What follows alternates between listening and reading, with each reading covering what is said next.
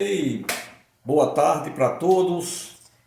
Hoje é um dia especial para a nossa cultura e para a nossa literatura especialmente. Hoje nós lembramos os 100 anos da polêmica, da famosa, da importante Semana de Arte Moderna de 22, que ocorreu no Teatro Municipal de São Paulo. O começo do século XX foi marcado por revoluções sociais e pela Primeira Guerra Mundial.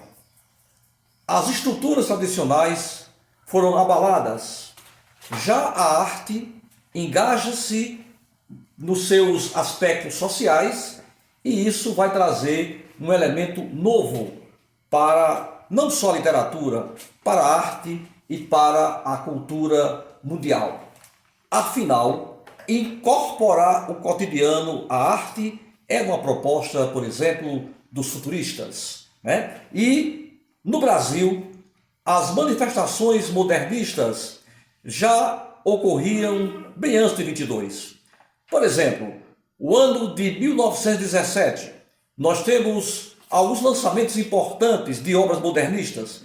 Temos, por exemplo, o livro do Manuel Bandeira, chamado Cinza das Horas, uma espécie de despedida do simbolismo. Temos também o livro do Mário de Andrade, Há uma Gota de Sangue em Cada Poema. E temos também o livro do Menotti Del Picchia, chamado Juca Mulato. Para não falar da exposição, por exemplo, de Anita Malfatti, chamada de Paranoia ou Mistificação pelo Monteiro Lobato. Além disso, é bom lembrar que se pode encontrar elementos modernistas na revista Orfeu, lá em Portugal, em 1915, na qual, além de Fernando Pessoa, Matos Carneiro, participa um brasileiro muito importante para esse evento, que é Rodo de Carvalho, que depois iria participar lendo na sua conferência o Poemão Os Sapos de Manuel Bandeira no polêmico Dia das Vaias lá na Pauliceia Desvarada.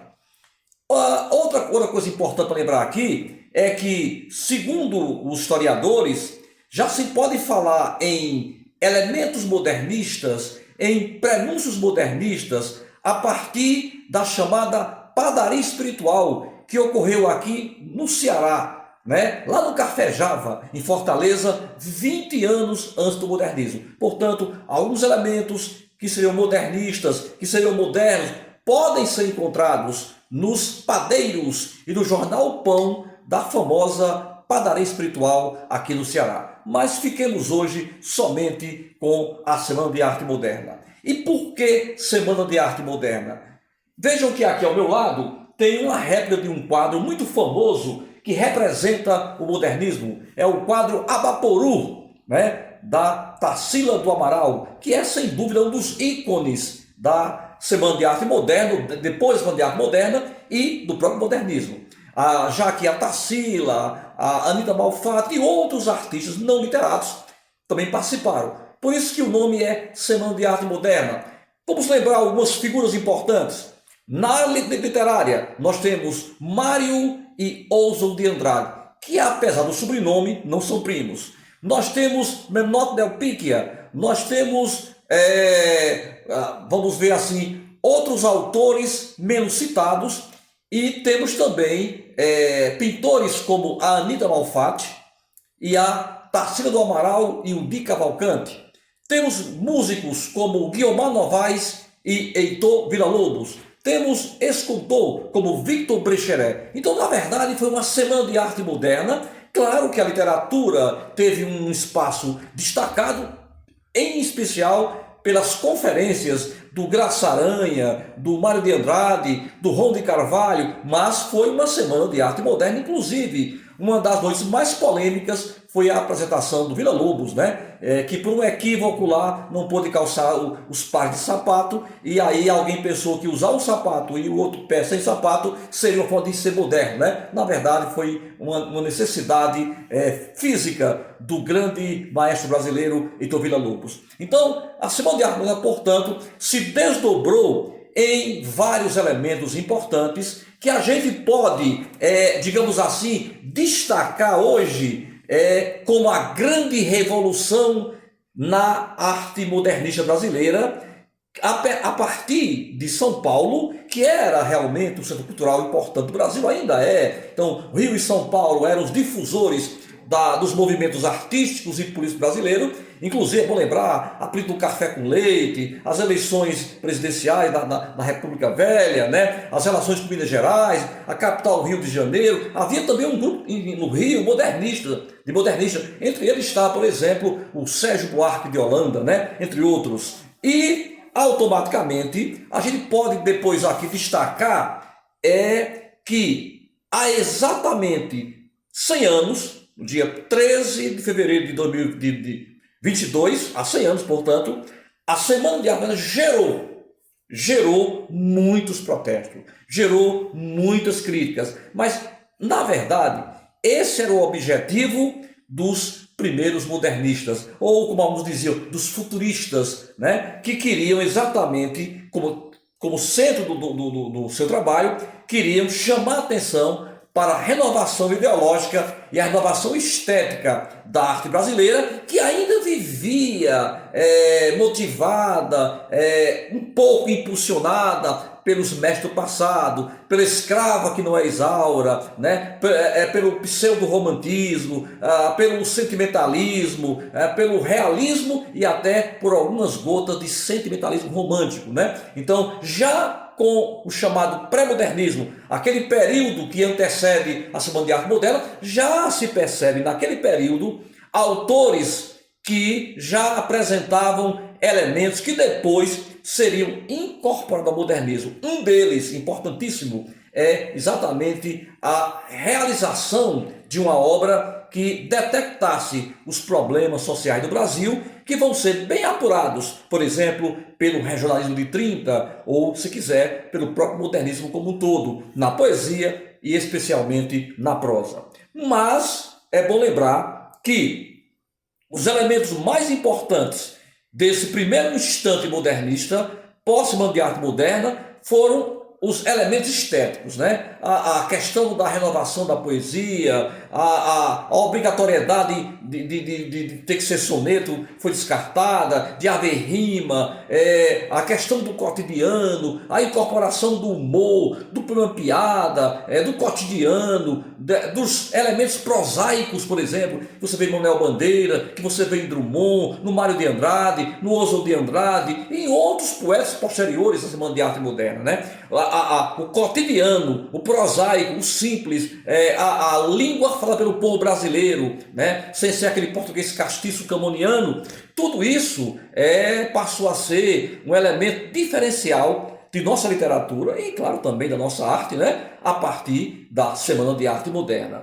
Depois da Semana de Arte Moderna, vários movimentos vão acontecer, vários manifestos serão publicados. E também, automaticamente, segundo os estudiosos como Lafetá, Alfredo Bose e Antônio Cândido, nós teremos a divisão do modernismo em 3 fases. A geração de 22, que é a geração iconoclasta, que é a geração esteticista, que é a geração revolucionária, a geração de estabilização, que é a geração de 30, né? E a geração chamada de pós-modernismo, que é a geração de 45. Então, são 3 fases que realmente trazem os grandes nomes, as grandes figuras, as grandes obras, os grandes temas da nossa literatura, para não dizer da nossa arte, né, da arte brasileira do século XX. Mas isso seriam cenas de outros capítulos. Eu queria, por exemplo, dizer que nosso objetivo aqui não é do modernismo, da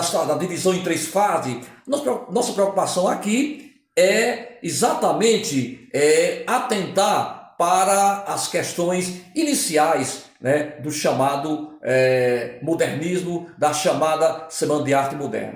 E eu queria, para encerrar essa nossa conversa rápida, essa conversa centenária, né? Essa conversa centenária, essa conversa que ainda não vai se esgotar, porque o ano todo promete, em especial lá em São Paulo, né? E no Brasil como um todo, das academias, das escolas, universidades, né? Se promete lembrar bastante esse episódio da nossa literatura, da nossa história, da nossa cultura, que é a Semana de Arte Moderna, que ocorreu exatamente no mesmo ano em que o Brasil comemorava o centenário da sua independência política em relação à coroa portuguesa, ok? Então, portanto, este ano são os 200 anos da chamada separação política da matriz portuguesa, né? E os 100 anos, né? E os 100 anos da Semana de Arte Moderna, que é o marco inicial, pelo menos do ponto de vista acadêmico oficial,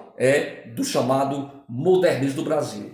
E aí eu poderia escolher qualquer desses autores que estão aqui na minha mesa, por exemplo. Aqui eu estou com o melhor da poesia brasileira moderna. Estou aqui com Drummond, que representa a segunda fase modernista. Manuel Bandeira, que representa a primeira fase modernista, apesar de ter participado das outras duas, né? João Cabral de Melo Neto, que já é da terceira fase modernista. E o Vinícius de Moraes, que participou da segunda fase modernista, mas também do chamado pós-modernismo. Eu tenho aqui, por exemplo, um livro de contos, que apresenta, por exemplo, alguns grandes nomes do modernismo, como Graciliano Ramos, Antônio de Alcântara Machado, que é contemporâneo da primeira fase modernista, Bernardo Ellis, Murilo Rubião, Lígia Fagundes Telles, Osman Lins, Dalton Trevisan, Clarice Lispector, Ricardo Ramos, Wander Piroli, e faltou aqui quem? Guimarães Rosa, sem dúvida o grande nome da chamada obra moderna brasileira. Temos aqui, por exemplo, Boitempo II, obra do Carlos Drummond de Andrade, e temos aqui também a Cecília Meirelles com o seu Romanceiro da Inconfidência. Então, poderíamos pegar qualquer desses autores aqui para engrandecer essa nossa conversa, para ampliar o bloco de anotações e para comemorar esse período iniciado, né, com os grandes nomes da nossa literatura, da nossa música, da nossa pintura, da nossa arquitetura, da nossa historiografia, da nossa cultura, que precederam os grandes talentos modernistas que nós conhecemos desde então. Quando eu ainda fazia ensino médio, eu tive contato nas aulas da professora Mazé e da professora Socorro Martins, eu tive contato com o modernismo, né? Já naquele momento decisivo de encerrar o ensino médio, né? E eu, claro, tomei conhecimento aí da Semana de Arte Moderna, conheci os grandes poetas do período, e um dos que me chamou a atenção foi Manuel Bandeira. E é tanto que, à época, eu produzi um texto que foi publicado depois em três obras. Foi publicado no Salão do Novo, um trabalho dos acadêmicos do Cariri, naquela época, que tinha um encontro aqui universitário, e produziu ao final um livro de poemas, né? Me lembro que fez parte dessa obra também comigo o Chico Sá, por exemplo, né? Participou também dessa obra, foi quem fez o prefácio, né? E depois foi publicada numa antologia chamada Novíssima Poesia Cearense, e posteriormente publicada neste livro, né, chamada Verodictus, que foi uma coordenação e organização minha e do professor Auricélio Ferreira. Então, nesta obra eu encontrei, né, para hoje, um poema da época do ensino médio, que foi modificado uma ou outra palavra, mas sua essência está aqui. E nesse poema eu faço homenagem, por exemplo, a Manuel Bandeira, quando eu cito, quando eu parafraseio um verso do seu famoso poema de adesão ao modernismo, chamado Poética, né? Poética é um dos poemas de Manuel Bandeira que mostra a sua adesão ao modernismo, né? Libertinagem, poética, pneumatórica e outros. Mas o Poética, sem dúvida, virou uma espécie de hino da modernidade na voz do Manuel Bandeira, Manuel Carneiro de Souza Bandeira, pernambucano, né? E o poema chama-se Revisão da Vida, e na epígrafe desse poema, que é inspirado nas ideias da Semana de Arte Moderna, que homenageia Manuel Bandeira, é um poema de um estudante, de um adolescente, de um jovem que se interessou pelo modernismo, cansado daquela arte romântica, daquela repetição temática, daqueles romances que não acabam mais, com o mesmo final, com os mesmos personagens, e encontra no modernismo autores como Oswald de Andrade, Mário de Andrade, Menotti Del Pique, Manuel Bandeira, Guilherme de Almeida, né? Vinícius de Moraes, Jorge de Lima, Carlos Drummond de Andrade, e aí você começa a perceber que existe muito mais coisa do que os mestres do passado, né? Como diz o artigo, né? O ensaio do Mário de Andrade, né? E o texto Revisão da Vida, publicado neste livro, que claro que não tem mais para venda, ele deve estar, foi esgotado, né? Deve ter na biblioteca da URCA, talvez, que é uma antologia que traz trabalhos de poetas do Cariri, professores da URCA, alunos da URCA, né? Que nós coordenamos em 2 edições lá na URCA. E no Revisão da Vida traz como epígrafe a frase do Manuel Bandeira, parodiada pelo poeta, não quero mais saber do lirismo, que não é libertação. Sem dúvida, esta frase do poema Poética de Manuel Bandeira, né, é talvez um slogan que calha bem, né, com o tema de hoje, Semana de Arte Moderna, 100 anos depois. Porque quem é que tanto lutou pela liberdade de forma e expressão? Foram os modernistas de 22, especialmente o Mário, o Oswald, o próprio Manuel Bandeira depois, o Drummond posteriormente e tantos outros, né? O que é que diz o poema que foi inspirado nas leituras dos modernistas de 22 e de Manuel Bandeira? Diz assim o poema: resolvi revisar meus escritos, fracos, fortes, importantes, secundários, tristes, alegres, esquecidos, ou nem sempre lembrados, loquazes, destituídos do bom português, distantes da boa ortografia, imunes dos paradigmas gramaticais e verbais. Mas, para mim, agora isso tudo é vulgar. Logo eu que sempre gostei da oratória, da escrita e da perfeição gramatical. O que teria mudado? Eu mudei ou mudaram os tempos? Sim e não. Tudo isto, para mim, perdeu o seu valor absoluto e ganhou um outro valor muito maior a partir do dia em que, refletindo, descobri que está fazendo uma revisão muito mais importante. Revolvendo tudo aquilo, eu estava revendo a minha própria vida. Este foi o poema que foi inspirado nas ideias da Semana de Arte Moderna, nas ideias dos primeiros poetas modernistas, e claro que não deixa de ser uma homenagem a um dos maiores poetas da língua portuguesa, pela simplicidade, pelos temas, pela comunicação com o leitor, pela atualidade do seu tema até hoje, que é sem dúvida Manuel Bandeira, que foi chamado por Mário de Andrade de São João Batista do modernismo. Por quê? Porque antes do modernismo, nós já vimos isso, Manuel Bandeira já havia publicado um livro chamado Cinza das Horas. Apesar de não ter ido a São Paulo participar do evento, ele enviou o polêmico poema Sapo, né, que foi depois declamado na conferência do Ron de Carvalho e foi vaiado. Aliás, a vaia fazia parte do projeto modernista. Vaiando, vai se abrir o caminho diante da aristocracia e da burguesia paulistana e brasileira, que ainda era fã, né, daquela literatura acadêmica, digamos assim, realista, parnasiana, naturalista, romântica, aquele português castiço, né, que, claro, só havia privilégio em alguns setores da sociedade. Com o modernismo, a literatura e a arte caem no gosto popular. Então, fica aqui, portanto, nesse momento, a homenagem a esse centenário da Semana de Arte Moderna, que é ao mesmo tempo uma homenagem à arte brasileira, uma homenagem aqui a Vila Lobos, a Guilmar Novaes, uma homenagem aqui a Di Cavalcante, a Anita Malfatti, a Tarsila do Amaral, a Oswald de Andrade, a Mário de Andrade, a Benote Del Picchia, a Guilherme de Almeida, a Manuel Bandeira e a tantos outros, né, que produziram o melhor que se podia fazer naquele momento para renovar a força, né, na base da vaia, na base do empurrão, como se dizia no passado, trocar a carroça pelo bonde. E o bonde que chega a este modernismo que vem com muito furor. Mas depois ele vai se organizando, vai se aperfeiçoando e vai gerando uma obra, tanto na literatura como em outros campos artísticos,